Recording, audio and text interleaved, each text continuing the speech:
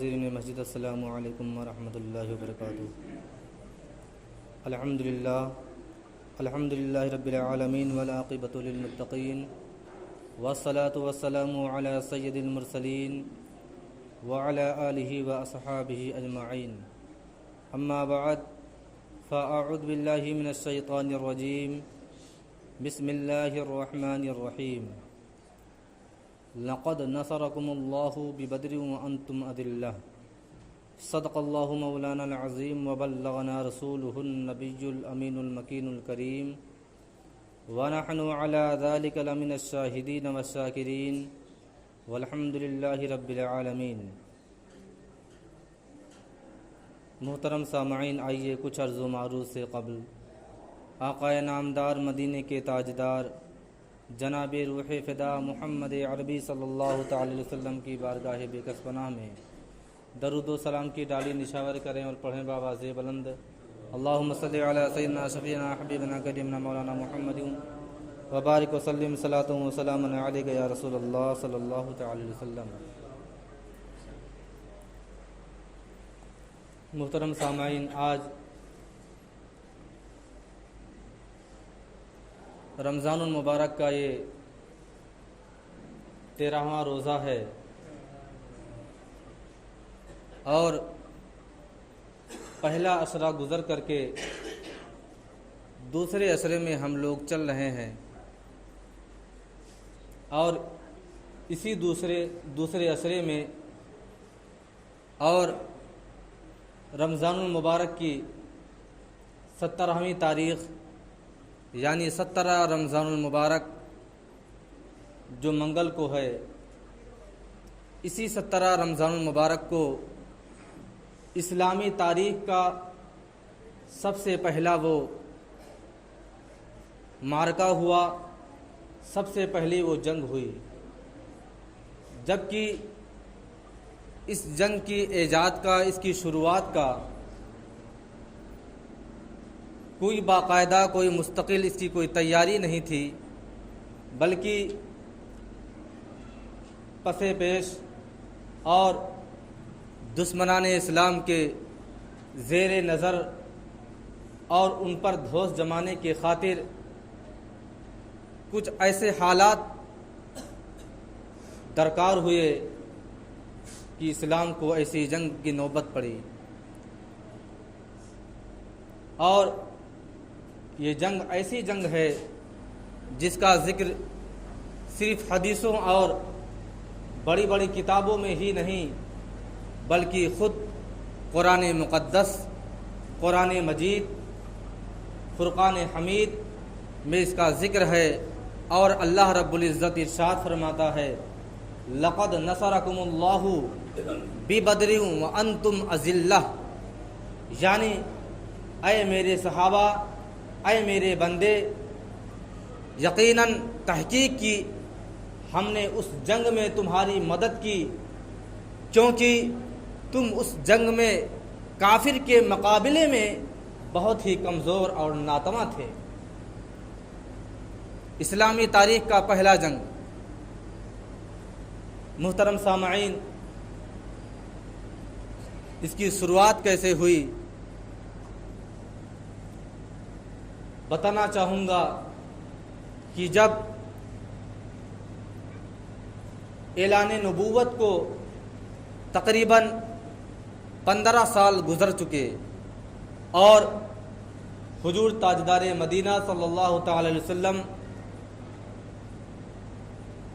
اپنی عمر کا 53 سال کا حصہ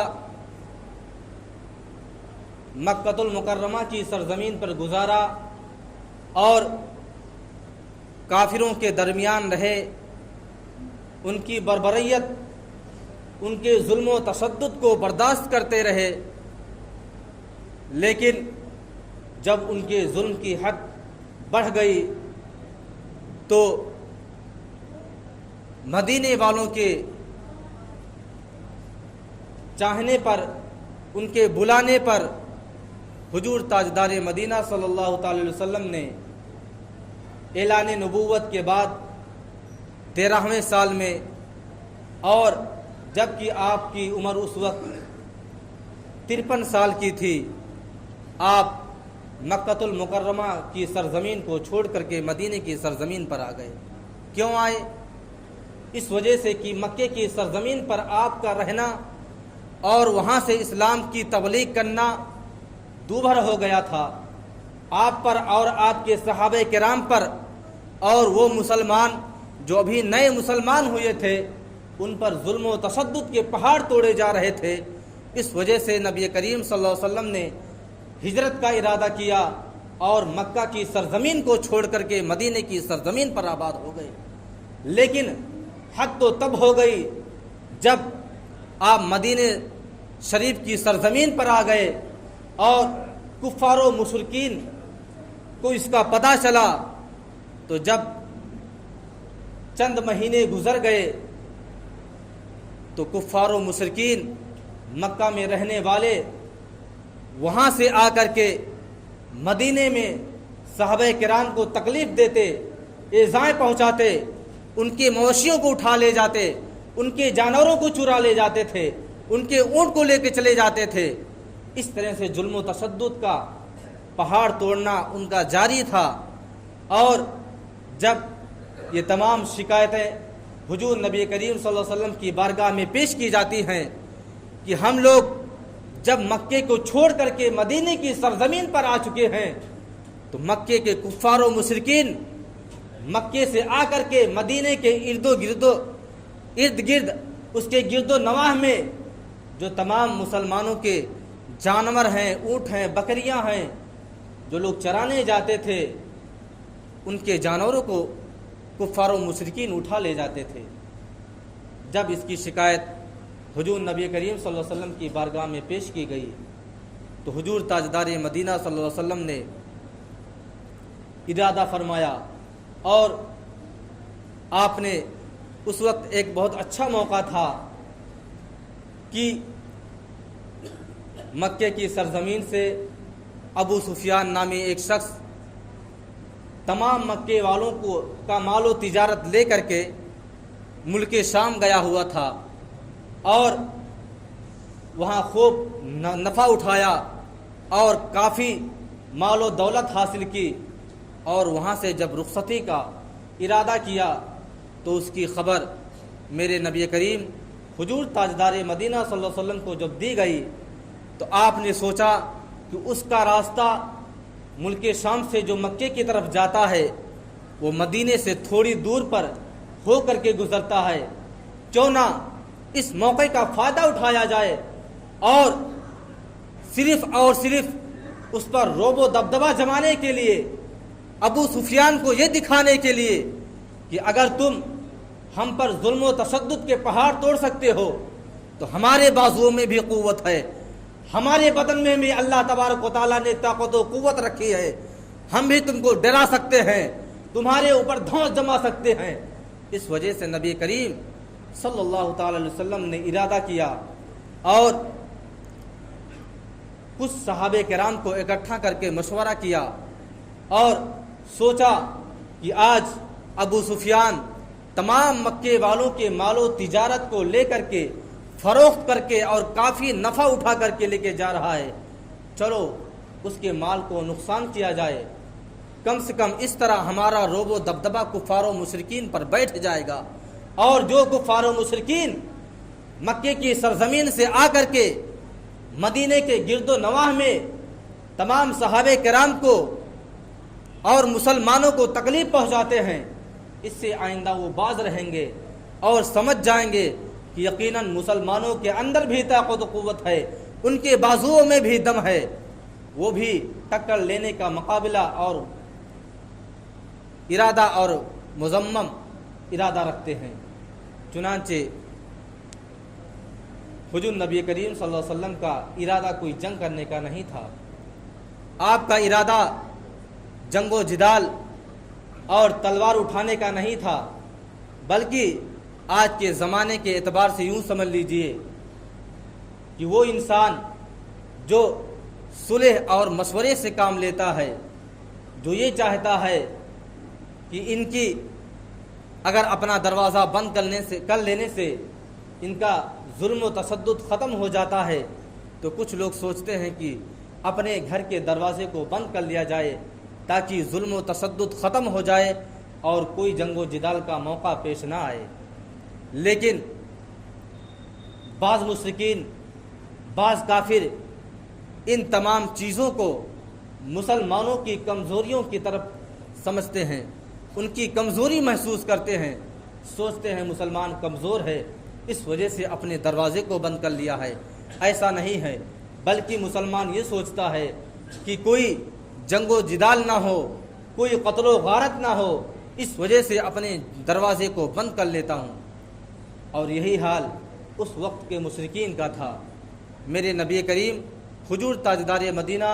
صلی اللہ تعالی وسلم کا ارادہ کوئی جنگ کرنے کا نہیں تھا، تلوار اٹھانے کا نہیں تھا، ورنہ آپ تمام ساز و سامان کے ساتھ میدان بدر میں گئے ہوتے، تمام اسلحوں کے ساتھ گئے ہوتے، تمام سواریوں کے ساتھ گئے ہوتے۔ لیکن حضور نبی کریم صلی اللہ علیہ وسلم کا ارادہ صرف یہ تھا کہ میں تمام کچھ چند صحابہ کرام کو لے جا کر کے اور ابو سفیان کو ڈرا دوں، تاکہ وہ مکے کی سرزمین پر جائے تو ہم لوگوں کا تذکرہ کرے کہ مسلمانوں کے اندر بھی طاقت و قوت ہے، وہ بھی لڑنے کا دم رکھتے ہیں، وہ بھی جنگ و جدال کرنے کی طاقت رکھتے ہیں، لیکن صرف صلح اور مشورے سے کام چلانا چاہتے ہیں۔ اس وجہ سے آج تک ہم لوگوں پر انہوں نے کوئی ظلم و تشدد نہیں کیا۔ چنانچہ حضور نبی کریم صلی اللہ علیہ وسلم 313 صحابہ کرام کو لے کر کے مدینے کی سرزمین پر سے ابو سفیان کے قافلے کی طرف نکل پڑتے ہیں۔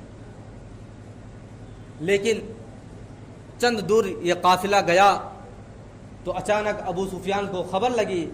کسی نے خبر کر دی کہ وہ تو محمد عربی صلی اللہ علیہ وسلم اپنے 313 صحابہ کرام کا لشکر لے کر کے آ رہے ہیں اور ساز و سامان کے ساتھ آ رہے ہیں اور تیرے قافلے کو لوٹ لیں گے، تیرے ساز و سامان کو لوٹ لیں گے اور تجھے نہتا چھوڑ کر کے چلے جائیں گے۔ چنانچہ جب ابو سفیان کو خبر لگی تو اس نے فوراً اپنا راستہ بدل دیا، مدینے کی طرف سے جو راستہ ہو کر کے مکے کی طرف جاتا تھا اس راستے کے بجائے دریاؤں کا راستہ اختیار کر لیا اور مدینے سے بہت دور جا کر کے دریاؤں کا کنارہ اختیار کیا اور اس کنارے سے نکل گیا اور مکے کی سرزمین پر ابو سفیان نے خبر بھیجی کہ کیونکہ اس سے پہلے ابو سفیان خبر بھیج چکا تھا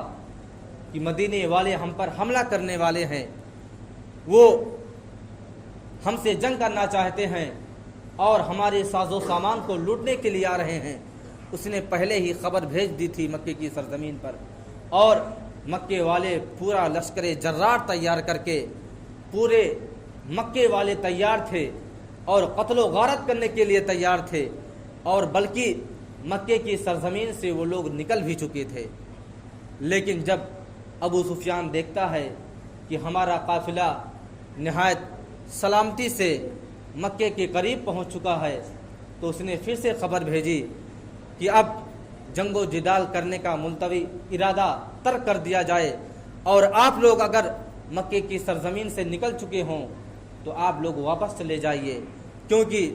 ہم صحیح اور سلامت مکے کے قریب پہنچ چکے ہیں۔ لیکن جب ابو سفیان کا قاصد مکے والوں کی طرف گیا تو چونکہ کفار و مشرکین جنگ کے لیے اپنے ساز و سامان کے ساتھ تیار ہو چکے تھے اور انہوں نے پکا مصمم اور پختہ ارادہ کر لیا تھا کہ آج ہم مدینے سے جو بھی مسلمان آئے ہیں ان کو چکنا چور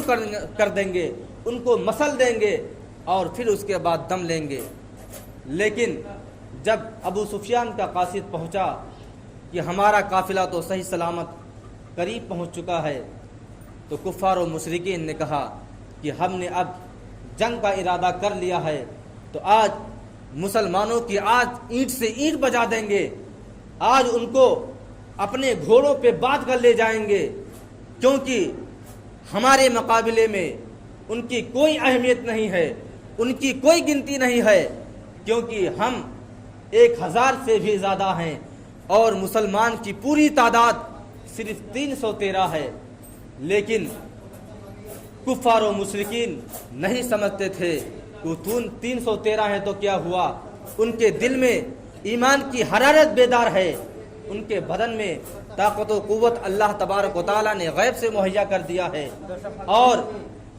جب کفار و مشرکین بدر کے میدان میں پہنچتے ہیں تو سب سے پہلے اس زمین پر قبضہ کر لیتے ہیں جو سب سے ہموار اور صحیح سالم اور سپاٹ زمین تھی، اس پر قبضہ کر لیتے ہیں، اور جو پانی کا کنواں تھا اس پر بھی قبضہ کر لیتے ہیں۔ اور جب مدینے کا قافلہ، جب صحابہ کرام کا 313 کا قافلہ، 313 کا دستہ پہنچتا ہے، جبکہ ان کے پاس لڑنے کے لیے کوئی سامان نہیں تھا، سواری میں صرف 2 گھوڑے موجود تھے، زرہیں صرف 6 تھیں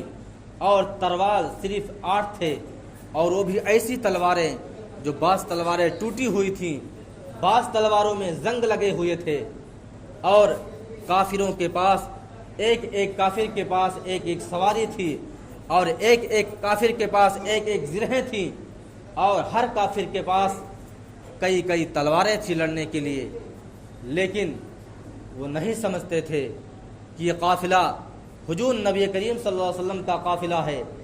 یہ ان کے جانثار صحابی کرام ہیں جو لڑنے کے لیے نہیں بلکہ اپنے نبی کے نام پر جان دینے کے لیے تیار ہیں، اپنے نبی کے نام پر شہید ہونے کے لیے تیار ہیں۔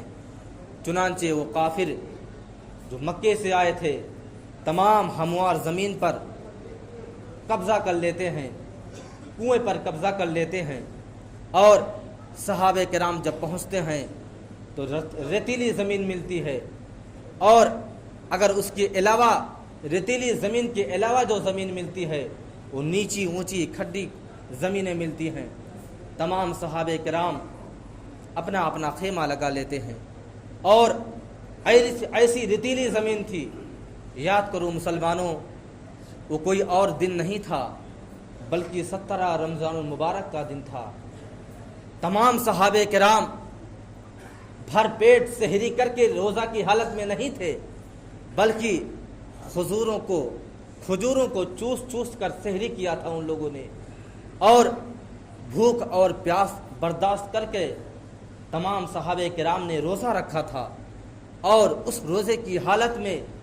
ایسی تپتی اور ایسی ریتیلی زمین پر اپنا خیمہ نصب کیا تھا